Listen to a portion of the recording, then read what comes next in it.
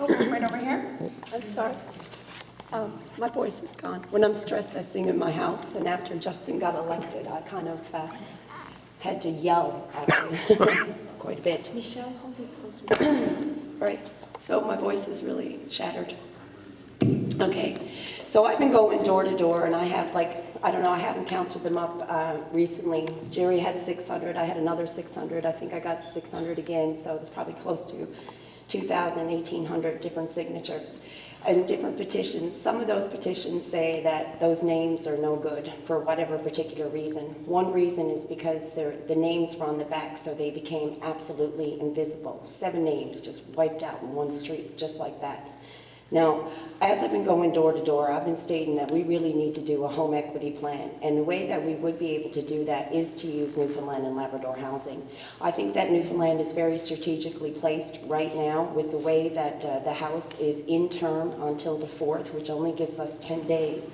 But the thing about it is, where Justin said that he was going to put 500 here in Newfoundland, 500 homes, this should be a way for us to be able to have a pre-budget of government money, making sure that it would be streamlined into what it is that we need right now. And it can be done with the money that's already within the system, but for that to be maneuvered in a better way. And I strongly feel that as a provincial politician, that we need to be able to get a commitment from you guys prior to, because we could use Newfoundland to be able to go across Canada to be able to make sure that we can get our individual power back, because in the past 2 elections, there's been some very scary votes, strategic voting. We shouldn't have to do that, and because of that, we have lost our democratic voice, because now, again, in one final swoop, somebody has all the power that Stephen Harper had, and now they can do what they like with it. Now, I guess the question that I do have for you is, where I've been going around with this home equity plan, I want you guys to be able to tell me why this is not a good idea. And in a nutshell, I got listed there exactly what I get on welfare right now. On the bottom is an example that I can create a pay stub for myself and a job within your government. And that pay stub would not cost you 1 extra cent as it stands right now, because it's only a matter of maneuvering numbers. This right here is the reality of 24-hour care. You can't beat that. That's how much it's going to cost, unless my math is wrong, which could be, but I don't think it is. 24 hours a day times 10, 20, 30, 40. Those are the actual costs. Every person here has to know what their value is worth and what it is that they exactly need and how many hours they exactly need that. Each person needs to come with you with an individual plan on what it is that they need, what you're paying the people right now. And if we use Newfoundland and Labrador housing, and if we connect with MUN and other organizations, these nonprofits that put off these seminars, to be able to do actual training, spending the money that's already allotted to them, or perhaps even maneuvering your election money into something, and I mean all 3 parties, into a true action plan where you show your commitment, because you take your election money and you put it right in it. Oh, Yeah, I'm wondering if you could actually let us have the paper up here for a second so that you got it. They already had one. I think I've given it to every one of them. I got a couple of Thank copies you. there right now. Great, thanks. And then on the other side, I got listed how many hours it's going to take for each person to sit down and do an actual assessment.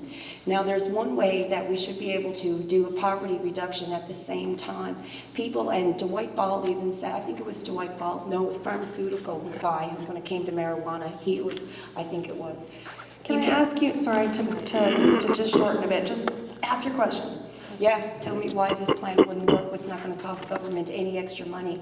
It's just a maneuver of taking the already existing homes within Newfoundland and Labrador housing and giving people an opportunity where they can have true home ownership, where they do not have to worry about this ghettotization of what people can do to them at any particular time. It's a real life course to make sure that you really have a benefit. Thank you so much. So this time, the owner is Earl McCurdy, then Paul Lane, then Clyde Jackman. I've got the timer here. I'm going to actually show you the timer this one time so that you know. So now it can't just be that it's my fault that we're not keeping time. So if that's okay, so Earl McCurdy, and then Paul Lane, and then Clyde Jackman. Okay. Oh, thank you. That was a complex question, and I don't think it's tough to answer in a couple of minutes. But I think the whole areas of poverty, accessibility, homelessness, and people's dignity are all inextricably interwoven. They're all connected. I believe that the objective, our starting point should be to say people have a right to live their life with some dignity. And if that's the starting point, I think integration within the community as much as is possible to do. That's why I spoke to the need of these housing developments, including affordable housing in amongst, kind of regular housing, if I can use that term, include accessible housing in the same areas is important. I think in a lot of cases, there are rules in place, like clawback rules and so on, that in a lot of cases need to be rethought. And I've been amazed at how often, if you really sit back and look at an issue and say, what are the objectives of a particular program or policy from the point of view of, the policy objectives you're trying to get to, what are we trying to achieve, and then say, what are our limitations with respect to managing the finances of the province in a responsible way, that in fact, it's amazing how often you can achieve your financial objectives and at the same time the policy objectives of trying to help people in whatever circumstances they present themselves as needing that help. Great, thank you. I'm dinging this time, that's great. Working. Okay, next is Paul Lane. Yeah, thank you, Michelle, for the question. And as Earl said, it is, pretty complex, and I think ultimately the point that you're trying to make here is comes down to the ability of all persons to be able to live, as Earl has said, to live with dignity, to have affordable housing, to be able to be able to keep the heat on. We hear stories certainly about people, seniors. We all hear these stories. In the winter time where they can't afford to keep the heat on, they're out in the village mall and so on. Those stories are true, by the way, and I've actually encountered a couple of people that were living in those type of circumstances.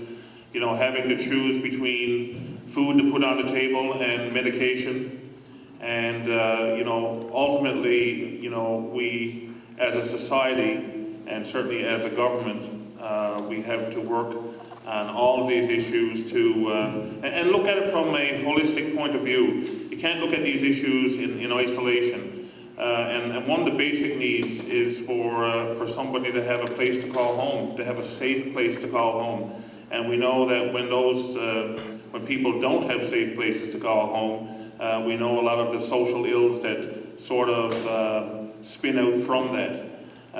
So having that. Having the money an adequate amount of money for people to live on so that they can keep themselves warm, that they're not forced to go to food banks. These are all important social issues, and I think all of us and all three parties want to work to improve those situations. And Michelle, and I believe the point that Michelle was trying to make is just trying to come up with a method or thinking outside the box to some degree to come up with better ways so that we don't have people living in poverty, and I certainly encourage that type of thinking for sure.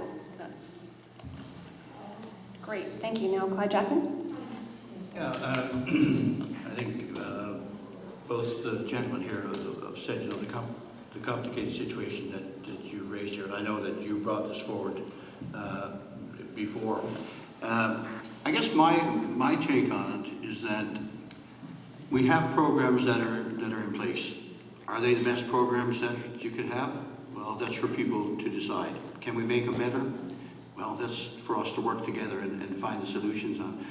I guess when it comes to, things, whether it be home support or subsidies, then this community shouldn't be treated any differently than other communities. You have specific needs, as would a senior require a specific need.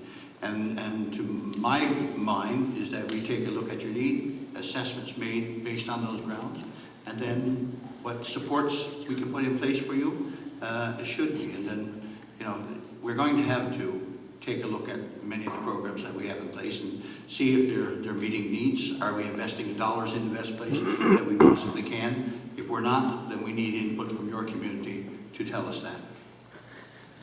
Thank you.